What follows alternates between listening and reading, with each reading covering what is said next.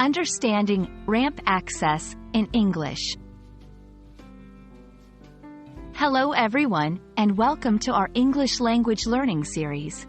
Today, we're going to explore the phrase, ramp access. This might seem like a simple combination of words, but it's a great example of how English can be specific and practical. By the end of this video, you'll not only understand what ramp access means but also how to use it in everyday conversations. Let's dive in. Ramp access is made up of two words, ramp and access. Let's look at each word separately. Ramp. A ramp is a sloping surface connecting two different levels. Unlike stairs, a ramp is a smooth slope and is easier to use for wheelchairs, strollers, or anything with wheels.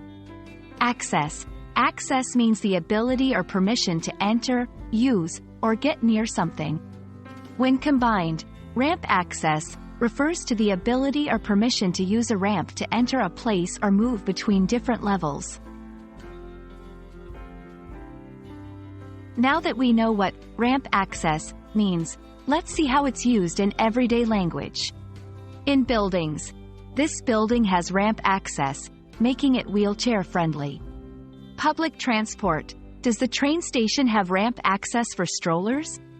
Events. We need to ensure ramp access for all attendees at the conference. In these examples, ramp access is used to talk about the availability and convenience of ramps in various settings. Understanding and using the term ramp access is important because it reflects awareness and inclusivity in language, especially for people with disabilities. It's a practical term used in urban planning, construction, and public services.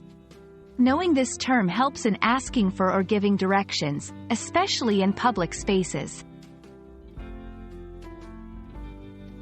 I hope this video has helped you understand the phrase, ramp access.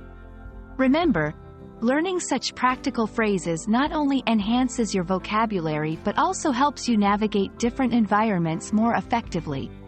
Thank you for watching, and keep practicing your English.